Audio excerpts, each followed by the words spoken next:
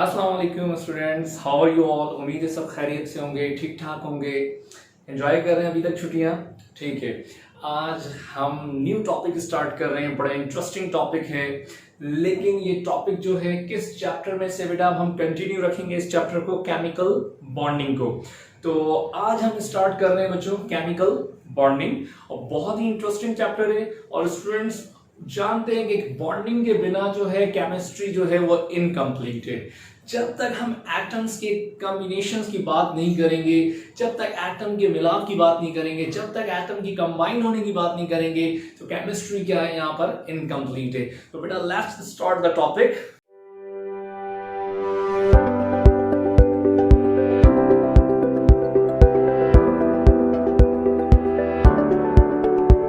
ठीक है, हम यहाँ पर सबसे पहले वैसे ही जैसे हम अपने सब्जेक्ट का नाम लिखते हैं केमिस्ट्री, ये बच्चों चैप्टर हम स्टार्ट कर रहे हैं। कौन सा चैप्टर? केमिकल बॉन्डिंग से स्टार्ट कर रहे हैं। तो केमिकल बॉन्डिंग,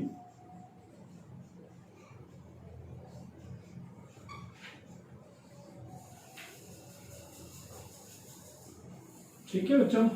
अच्छा, सबसे पहले बॉन्ड पढ़ाने से पहले एक बात मुझे यहां पे बताएं। सबसे पहले हम यहां डिस्कस करते हैं वाई एटम। हम बॉन्डिंग की बात कर रहे हैं ना, बॉन्ड क्या है?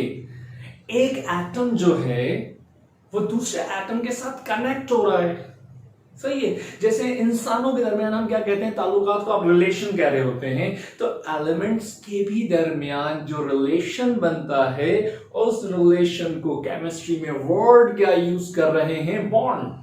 केमिस्ट्री में जो एलिमेंट्स के दरमियान रिलेशन बनता है उसके लिए वर्ड क्या यूज कर रहे हैं? बॉन्ड यूज कर रहे हैं। ठीक है, तो पहला सवाल मेरा ये है आपसे, बॉन्डिंग शुरू करने से पहले, आयोनिक कोवलेंट कोऑर्डिनेट पढ़ने से पहले सिंपल क्वेश्चन में यहां पे आपसे करूंगा, why atom combine to another atom. पता है आपको क्यों एटम दूसरे एलिमेंट के साथ कंबाइंड होता है? Why atom combine to another atom? Because they want to be stable. वो चाहता है स्टेबल होना। स्टेबिलिटी के लिए इंसान क्यों जॉब करता है, क्यों बिजनेस करता है, क्यों दूसरों के साथ रिलेशन बना रहा है बिजनेस के साथ? क्योंकि वो स्टेबल होना चाहता है। और इंसानों की स्टेबिलिटी की कंडीशन क्या है? गाड़ी आ जाए, बंगलो हो, सही है, पैसे हो, तो वो अपने आप को स्टेबल समझता है।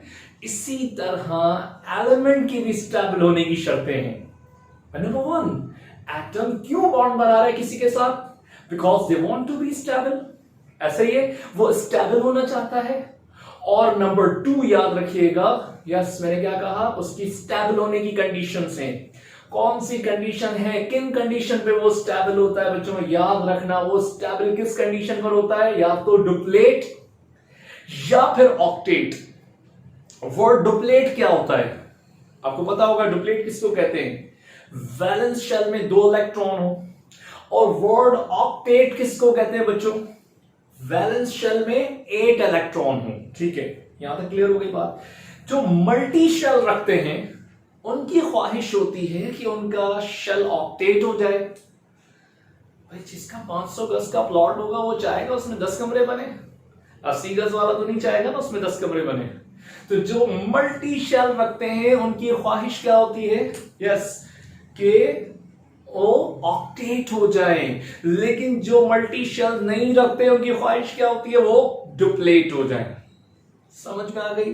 अच्छा एक बात बताएं, ये जो डुप्लेट और ऑक्टेट जो है, कोई एलिमेंट होंगे ना जिनको देख के दूसरे एलिमेंट्स की भी जिद होती होगी कि हम भी ऐसे बने, हम भी इनकी तरह स्टेबल हो जाएं। वो तो कोई एलिमेंट होंगे ऐसे जिनको देख के दूसरे एलिमेंट सोचते होंगे कि हम भी इस तरह के हो जाएं। क्या सोचते हैं आप? भाई देखें, नई गाड़ी आती है, हम देख के इंस्पायर होके कहते हैं कि हम भी ऐसी लेंगे। नया मोबाइल आता है मॉडल, किसी के हाथ में या टीवी में देखकर, एडवर्टाइज देखकर हम कहते हैं कि हाँ हम भी इस तरह का मोबाइल परचेज करें। इसी तरह डुप्लेट और ऑक्टेट पहले से भी कोई एलिमेंट होंगे जिनको देखकर दूसरे एलिमेंट सोचते होंगे कि हम भी इनकी तरह हो जाएं। जी बेटा, और वो कौन से होते हैं? Noble gases. और नोबल गैसेस में बच्चों याद रखिएगा, हीलियम की अगर हम बात करते हैं तो हीलियम क्या है? Yes, atomic number 2, first shell में कितने इलेक्ट्रॉन होंगे बेटा? फर्स्ट शेल में न्यूक्लियस, फर्स्ट शेल में 2 इलेक्ट्रॉन, ये डुप्लेट है, 1s2 इलेक्ट्रॉनिक कंफिग्रेशन है। तो हाइड्रोजन की ख्वाहिश होती है कि मैं डुप्लेट हो जाऊं हीलियम की तरह, इसकी तरह जिंदगी गुजारूं, ना किसी को इलेक्ट्रॉन देना हो ना किसी से इलेक्ट्रॉन हासिल करना हो। बात समझ में आ रही है? ठीक है। और अगर आप नियॉन की लाइफ को देखें, एटॉमिक नंबर 10 एंड मास 20, अगर हम नियॉन की बात करते हैं तो नियॉन के फर्स्ट शेल में हम क्या कहेंगे बेटा? फर्स्ट शेल में 2 इलेक्ट्रॉन एंड सेकंड में 8, ये ऑक्टेट है। ठीक है, ये ऑक्टेट है। नियॉन की बात करते हैं तो ये कौन है? ऑक्टेट है। देखें इधर, इसका मतलब 1s2, 2s2, 2p6। अगर हम नियॉन की बात करते हैं तो नियॉन जो है ऑक्टेट है, ना तो ये किसी को इलेक्ट्रॉन देता है और ना ही ये किसी से इलेक्ट्रॉन लेता है। ये स्टेबल लाइफ गुजार रहा है, सुकून की लाइफ, जमींदार है, अमीर है, ऐसे ही कह सकते हैं। चलो ठीक है। तो दूसरे एलिमेंट भी यही ख्वाहिश करते हैं कि हम भी इनकी तरह डुप्लेट और ऑक्टेट होना चाहते हैं, अपनी बाकी की जिंदगी जो है सुकून में गुजारना चाहते हैं। ठीक है, क्लियर हो गई बात? और बॉन्ड किसको कह रहे हैं? Relation between elements. अच्छा, बॉन्ड की डेफिनेशन अगर मैं आपसे कहूं, what is a chemical bond, क्या होगी केमिकल बॉन्ड? खुद कह सकते हैं हम, इंसानों के दरमियान रिलेशंस क्या है? रिलेशंस की डेफिनेशन क्या है? यही है ना कि ऐसी फोर्स जो हम लोगों को आपस में जोड़ कर रखे। तो केमिकल बॉन्ड भी यही होगी बच्चों, द फोर्स ऑफ अट्रैक्शन। सही है, the force of attraction which holds atoms together in a compound और मॉलिक्यूल। ऐसी फोर्स जो एटम को आपस में होल्ड करके रखे, जोड़ कर रखे, इसमें एक कंपाउंड में, एक मॉलिक्यूल में। उसको हम नाम क्या दे रहे हैं? उस फोर्स को नाम क्या दे रहे हैं? बॉन्ड नाम दे रहे हैं। तो बात यहां तक क्लियर हो गई? क्या कहा मैंने? ऐसी फोर्स ऑफ अट्रैक्शन जो एटम्स या मॉलिक्यूल्स को एक कंपाउंड में जोड़ कर रखे, उसको नाम क्या देंगे? बॉन्ड नाम देंगे। क्लियर हो गई बात बेटा? तो केमिकल बॉन्ड कौन कौन से हैं याद रखिएगा। केमिकल बॉन्ड कौन कौन से होते हैं बेटा? आयोनिक बॉन्ड, ठीक है। और केमिकल बॉन्ड कौन सा होगा? नंबर 2 जी, कोवलेंट बॉन्ड। एंड नंबर 3 बच्चों केमिकल बॉन्ड कौन सा होगा? यस, डेटिव बॉन्ड लिख देता हूं, डेटिव बॉन्ड। ठीक है, ये 3 यहां पर केमिकल बॉन्ड है। अच्छा, बहुत सारे बच्चे सोचेंगे सर हाइड्रोजन बॉन्ड भी तो होता है, सर मेटालिक बॉन्ड भी तो होता है, बट हाइड्रोजन बॉन्ड और मेटालिक बॉन्ड केमिकल बॉन्ड नहीं है, वो फिजिकल बॉन्ड है, हम पढ़ेंगे उनको भी। सही है, केमिकल बॉन्ड सिर्फ ये 3 ही है यहां पर। कौन कौन से? Ionic bond, covalent bond and dative bond. सही है, तो अब स्टार्ट करते हैं। कौन से टॉपिक से स्टार्ट करते हैं बेटा? आयनिक बॉन्ड से स्टार्ट करते हैं। क्लियर हो गई बात यहां तक? तो बेटा अब हम स्टार्ट करते हैं बॉन्ड। फर्स्ट बॉन्डिंग हम स्टार्ट कर रहे हैं बेटा। फर्स्ट बॉन्ड को हम नाम क्या दे रहे हैं? Ionic bond. ठीक है बच्चों, आयनिक बॉन्ड का एक और भी नाम हम यहां डिस्कस करते हैं, इलेक्ट्रोवैलेंट बॉन्ड। अच्छा देखिए, बहुत ही सिंपल है। आयनिक बॉन्ड नाम बता रहा है आपको कि ये बॉन्ड जो है वो किससे मिलकर बना है? आयन से। आयन्स किसको कहते हैं? आयन्स कौन से होते हैं? Positive ion and negative ion. ये तो हम जानते हैं ना, आयन कौन से होते हैं? Positive ion and negative ion. इसका मतलब आयनिक बॉन्ड किससे मिलकर बना है? आयन से मिलकर बना है। यहां तक क्लियर हो गई बात? किससे मिलकर बना है? आयन से मिलकर बना है। एक कंडीशन बच्चों याद रखना है इसमें, स्टूडेंट्स, एक कंडीशन आपने याद रखनी है आयनिक बॉन्ड की। आयनिक बॉन्ड फॉर्म बिटवीन, चाहे तो नोट कर लें, लिख लें इसको, ionic bond form between metal and non metals. याद रखना, ये जो बॉन्ड है, ये जो रिलेशन है, दो अलग अलग खानदान के दरमियान बनेगा, दो अलग अलग फैमिलीज के दरमियान बनेगा, और उन फैमिलीज का ताल्लुक किससे होगा? मेटल और नॉन मेटल से। बात समझ में आ गई? Ionic bond form between metal and non metal, मतलब एक एलिमेंट का ताल्लुक मेटल से होगा, दूसरे का ताल्लुक नॉन मेटल से होगा। याद रखना, दो मेटल्स के दरमियान बॉन्ड नहीं बनेगा आयोनिक, दो नॉन मेटल्स के दरमियान नहीं बनेगा। आयोनिक बॉन्ड जो बनता है हमेशा मेटल और नॉन मेटल के दरमियान बनता है। किसके दरमियान बनता है? मेटल एंड नॉन मेटल के दरमियान। Ionic bond form between hetero atoms, और हमेशा एटम्स भी कौन होंगे? हेटेरो होंगे। कभी भी ये बॉन्ड होमो एटम्स के दरमियान नहीं बनेगा, कभी भी बॉन्ड होमो एटम्स के दरमियान नहीं बनेगा। अच्छा, ये तो आप जानते ही होंगे कि मेटल का काम क्या होता है? हमेशा इलेक्ट्रॉन को लूज करना, और नॉन मेटल क्या चाहते हैं? इलेक्ट्रॉन गेन करना। भाई देखें, थोड़ा समझते हैं इसको। अगर हम डेफिनेशन लिखें तो हम ये कहेंगे it is defined as the transfer of electron from one atom to another atom। Ionic bond में क्या होता है?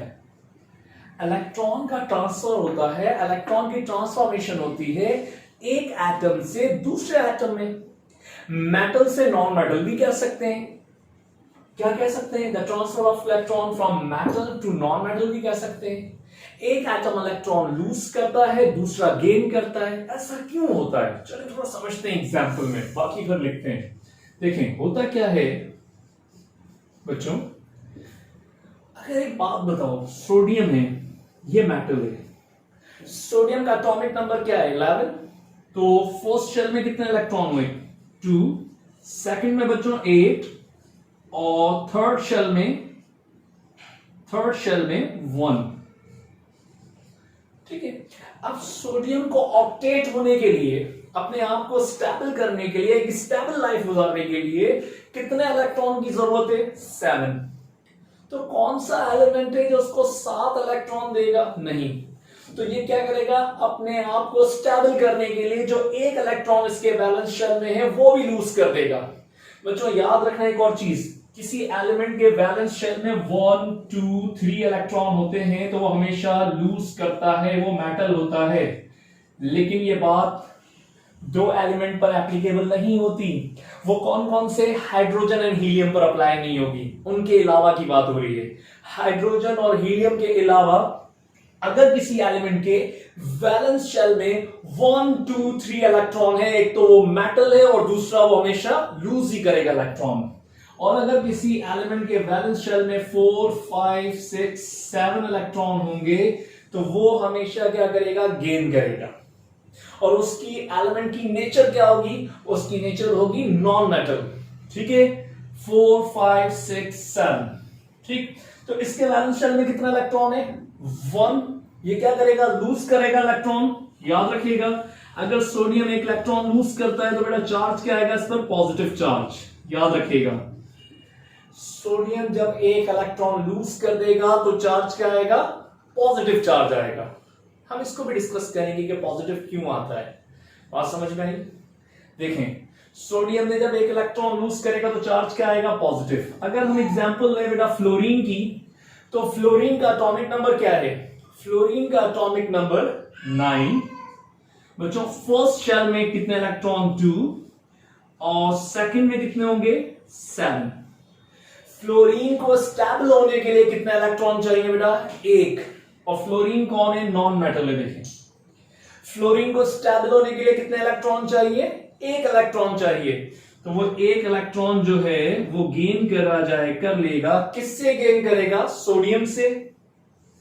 और गेन करने के बाद इस पर चार्ज क्या आ जाएगा बच्चों? Negative charge. बात समझ में आ गई? अब देखें, ये ऑक्टेट हो गया था 1 इलेक्ट्रॉन लूज करके? बिल्कुल हो गया था, क्योंकि फर्स्ट शेल में 2, सेकंड शेल में 8।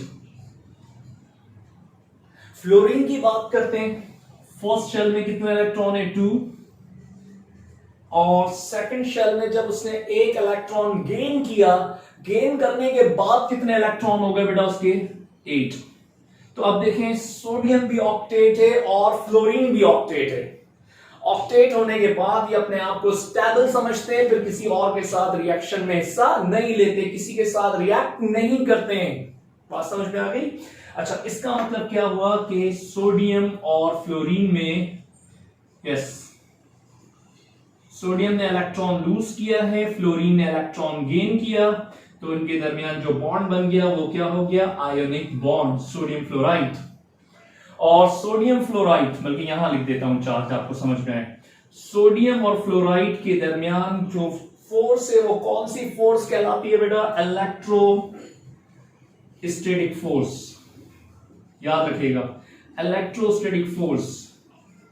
इलेक्ट्रोस्टैटिक फोर्स क्यों यहां पे क्रिएट हो गई? क्योंकि सोडियम ने जब इलेक्ट्रॉन लूज किया तो उस पर चार्ज क्या आया बच्चों? पॉजिटिव चार्ज आया। फ्लोरीन ने इलेक्ट्रॉन गेन किया तो चार्ज क्या आया? यहां पर नेगेटिव चार्ज आया। पॉजिटिव और नेगेटिव के दरमियान जो अट्रैक्शन है उसको हम नाम क्या दे रहे हैं यहां पर? Electrostatic force. इलेक्ट्रिकल फोर्स यहां पर जनरेट हो गई, इलेक्ट्रोस्टैटिक फोर्स जनरेट हो गई यहां पर। बात समझ में आ गई? तो सोडियम फ्लोराइड, इस कंपाउंड को क्या नाम देंगे? आयोनिक कंपाउंड, क्योंकि इसमें पॉजिटिव और नेगेटिव दोनों आयंस हैं। अच्छा, कभी ये सोचा है आपने, सोडियम जब इलेक्ट्रॉन लूज करता है तो पॉजिटिव चार्ज क्यों आता है? एक एक्स्ट्रा हम थोड़ा सा डिस्कशन करें। सोडियम जब इलेक्ट्रॉन लूज करेगा तो पॉजिटिव चार्ज क्यों आएगा? सोचें जरा।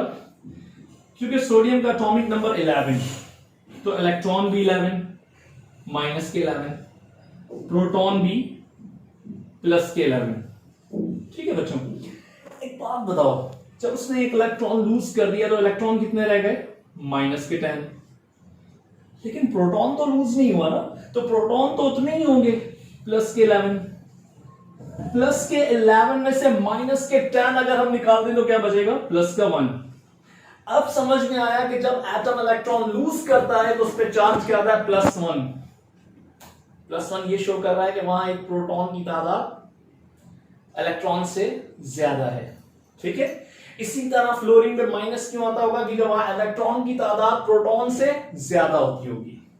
तो इस तरह क्या हुआ? आयोनिक बॉन्ड की फॉर्मेशन हुई। एक एटम ने इलेक्ट्रॉन लूज किया, दूसरे एटम ने इलेक्ट्रॉन गेन किया, और यहां पर कौन सी फोर्स जनरेट हुई? Electrostatic force.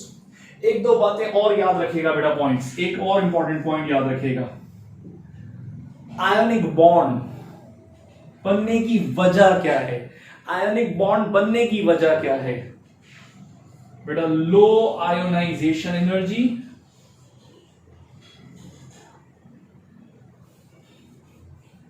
Low ionisation energy and high electron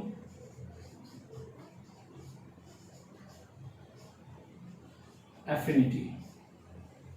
low ionisation energy and high electron affinity. बच्चों याद रखना, मेटल्स जो है उनकी आयोनाइजेशन एनर्जी लो होगी, जब भी तो इलेक्ट्रॉन लूज कर देंगे।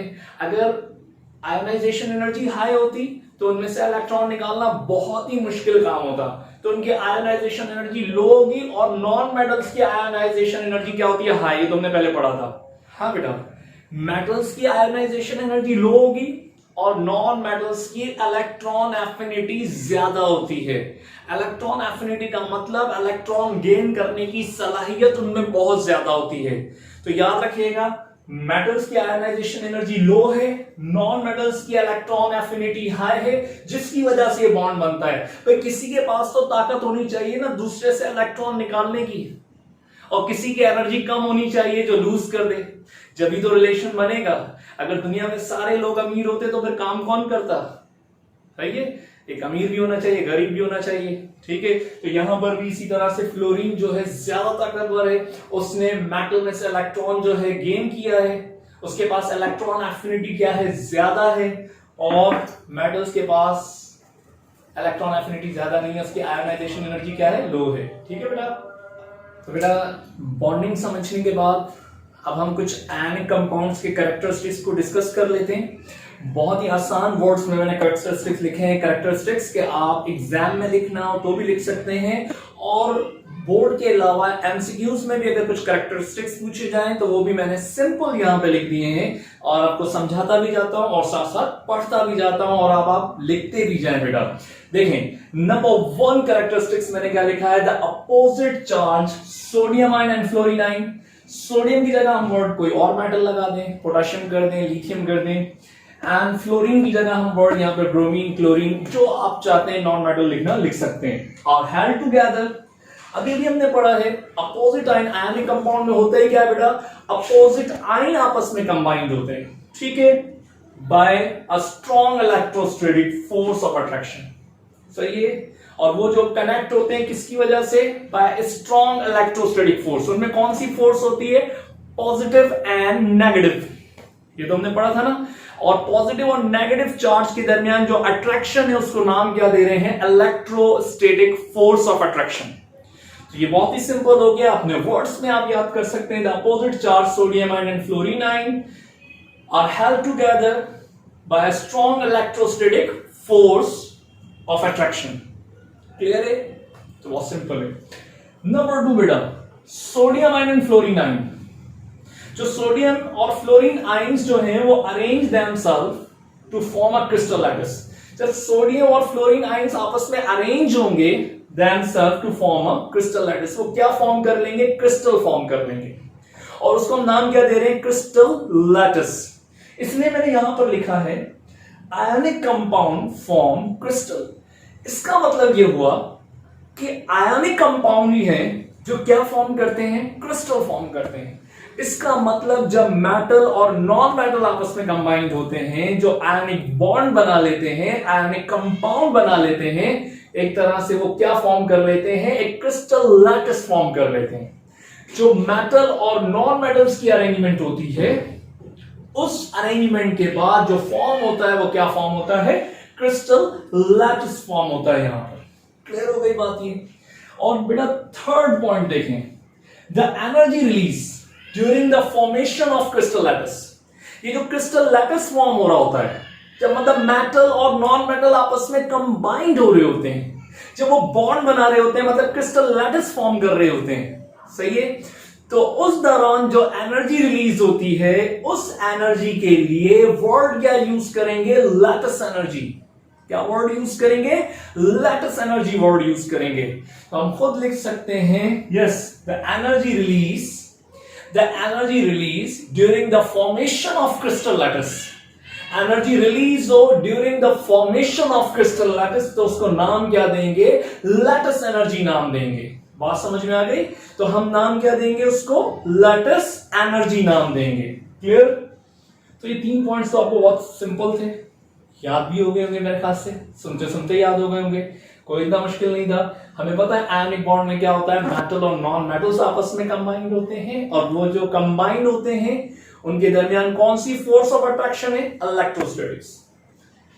पॉजिटिव और नेगेटिव आयंस जो होंगे वो अरेंज होंगे themself to form a crystal lattice, और जितने भी आयनिक कंपाउंड्स होंगे वो क्या फॉर्म करते हैं, क्रिस्टल लैटिस फॉर्म करते हैं। और आयनिक कंपाउंड क्या फॉर्म करते हैं, yes, ionic compound form crystal.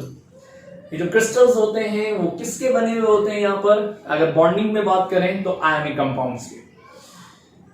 Energy जो रिलीज हो रही है during the formation of crystal lattice, उसको नाम क्या देंगे बेटा, लैटिस एनर्जी। 4 पॉइंट याद रखिएगा, अंडरस्टूड सी बात है। अगर ये आयनिक कंपाउंड जो है उनके दरमियान पॉजिटिव और नेगेटिव की फोर्स ऑफ अट्रैक्शन है, इलेक्ट्रोस्टैटिक फोर्स ऑफ अट्रैक्शन है, तो अंडरस्टूड है कि इनका मेल्टिंग और बॉइलिंग पॉइंट क्या होगा, हाई होगा। मतलब मेल्ट करने के लिए ज्यादा एनर्जी देनी होगी, बॉयल करने के लिए ज्यादा हीट देनी होगी। इनका मेल्टिंग और बॉइलिंग पॉइंट क्या होगा, हाई होगा, क्योंकि इनमें कौन सी फोर्स ऑफ अट्रैक्शन है, यस, इलेक्ट्रोस्टैटिक्स। और ये बात भी क्लियर ही होगी कि जितने भी आयनिक कंपाउंड्स हैं वो होंगे कौन सी स्टेट्स में, सॉलिड ही होंगे। क्यों सॉलिड होंगे भाई, जब फोर्स ऑफ अट्रैक्शन उनमें कौन सी है, पॉजिटिव और नेगेटिव है, इलेक्ट्रोस्टैटिक फोर्स ऑफ अट्रैक्शन है, तो एटम तो एक दूसरे के साथ क्या होंगे, टाइटली पैक्ड हो जाएंगे इस फोर्स ऑफ अट्रैक्शन की वजह से। और जल्दी से बताओ, फोर्स ऑफ अट्रैक्शन की वजह से जब एटम टाइटली पैक्ड होंगे, तो टाइटली पैक्ड कहां पे पढ़ते हो आप, कौन सी स्टेट्स ऑफ मैटर में पढ़ते हो, सॉलिड में पढ़ते हैं, जिसकी वजह से हम ये कहेंगे, याद रखिएगा, इनकी स्टेट्स ऑफ मैटर क्या होगी, सॉलिड होगी। ये भी कह सकते हैं they have a high melting and boiling point, का रीजन ये भी हो सकता है, और ये भी हो सकता है कि इनमें इलेक्ट्रोस्टैटिक फोर्स ऑफ अट्रैक्शन है, जिसकी वजह से इनका मेल्टिंग और बॉइलिंग पॉइंट क्या है, हाई है। एक और पॉइंट बेटा, they are good conductor in a fuse state. अच्छा, जितने भी आयनिक कंपाउंड्स हैं, good conductor in a molten state कह दें या फ्यूज स्टेट कह दें, ये थोड़ा समझें इसको। भाई देखिए, आयनिक कंपाउंड्स में से इलेक्ट्रिक करंट तो पास होगा, सही है, वो तो होगा। क्यों होगा? क्योंकि इसमें पॉजिटिव और नेगेटिव आयंस तो हैं। जहां पर पॉजिटिव और नेगेटिव आयन होगा वहां पर क्या कहेंगे, yes they are good conductor for electricity, they are good electrolytes, ये कह सकते हैं जहां पर भी पॉजिटिव नेगेटिव आयन हो। लेकिन बच्चों एक रिस्ट्रिक्शन है यहां पर, सॉलिड फॉर्म में से इलेक्ट्रिसिटी कंडक्ट नहीं होगी। अगर हम आयनिक कंपाउंड में से इलेक्ट्रिक करंट पास कराना चाहते हैं तो हमें उसको पहले मेल्ट करना होगा, जिसको हम कहते हैं मॉल्टन स्टेट या फिर फ्यूज स्टेट, या फिर हम उसको एक्वस फॉर्म में भी हम इलेक्ट्रिसिटी कंडक्ट करा सकते हैं। मतलब आयनिक कंपाउंड को अगर हम वाटर में डिसॉल्व कर दें तो एक्वस फॉर्म हो गया, अब हम इलेक्ट्रिसिटी कंडक्ट करा सकते हैं। लेकिन याद रखना, सॉलिड फॉर्म में इलेक्ट्रिसिटी कंडक्ट नहीं होगी, क्योंकि आयंस जब तक मूव नहीं करेंगे, फ्रीली मूव नहीं होंगे, तो इलेक्ट्रिक करंट पास नहीं होगा। तो क्या कहेंगे, they are good conductor for electricity in a molten state या फ्यूज स्टेट या एक्वस फॉर्म। ठीक है, all ionic compounds are polar. बेटा तमाम आयनिक कंपाउंड्स पोलर है। पोलर मतलब, एक बात बताएं, जब एक एटम इलेक्ट्रॉन लूज करता है तो उसमें पोल कौन सा आता है, पॉजिटिव पोल। जब दूसरा एटम इलेक्ट्रॉन गेन करता है तो कौन सा पोल आता है बच्चों, नेगेटिव पोल। इन दोनों पोल्स को अगर हम मिला लेंगे तो वर्ड बनता है पोलर। बार बार ये तो नहीं कहेंगे ना कि इसमें पॉजिटिव पोल भी है नेगेटिव पोल भी है, एक ही वर्ड यूज कर लेते हैं, वो कौन सा, पोलर। तो याद रखना बेटा, all ionic compounds are polar. जितने भी आयनिक कंपाउंड्स हैं वो पोलर हैं, क्योंकि अंडरस्टूड है, जब एक एटम इलेक्ट्रॉन लूज करेगा तो उस पर पॉजिटिव पोल होगा, जब दूसरा एटम इलेक्ट्रॉन गेन करेगा तो उस पर नेगेटिव पोल होगा। तो जब पॉजिटिव और नेगेटिव पोल लाजमी होंगे तो वो कंपाउंड क्या कहलाएगा, पोलर कहलाएगा। तो पोलर किसको कह रहे हैं, ऐसा कंपाउंड जहां पर अपोजिट चार्जेस हों।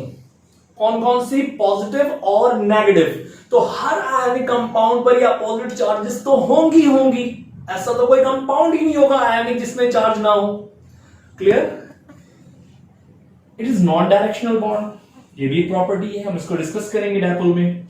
इट इज रिजिड, हार्ड तो होंगे, लाजमी सी बात है, क्रिस्टल है, सॉलिड है, टाइटली पैक्ड है, तो रिजिड तो होंगे ये। एक पॉइंट मैंने लिखा नहीं है, वो भी आप बेटा लिख लें साथ साथ।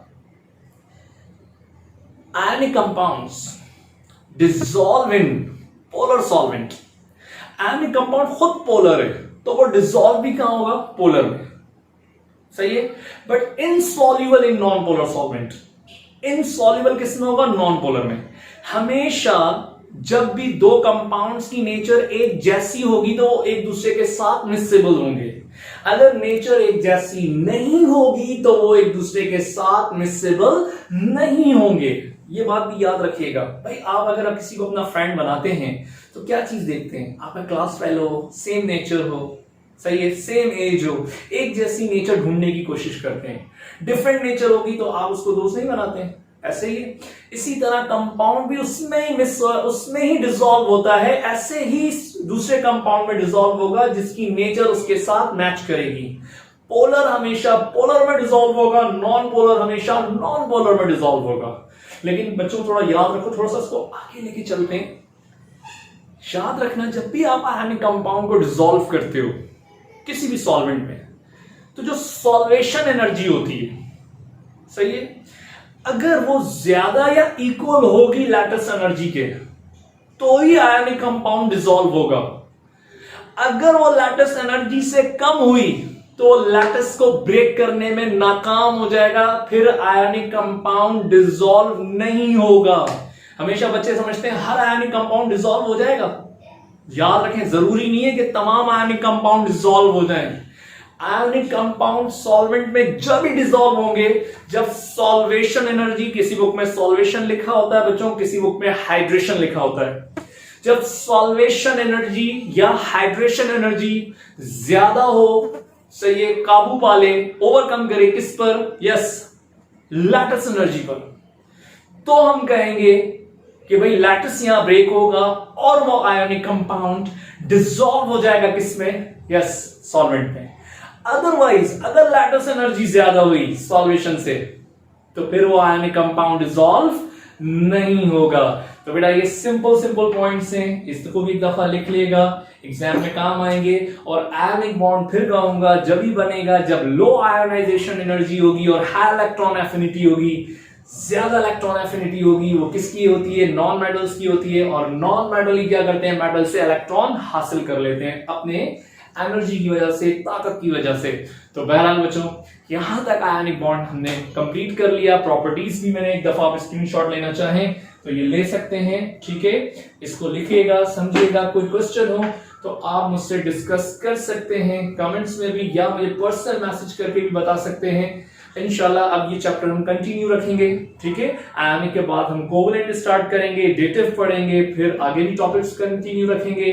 अगर कोई क्वेश्चन हो तो वही मैंने आपसे कहा, फिर कह रहा हूं, आप डिस्कस कर सकते हैं। नेक्स्ट लेक्चर तक के लिए अल्लाह हाफिज।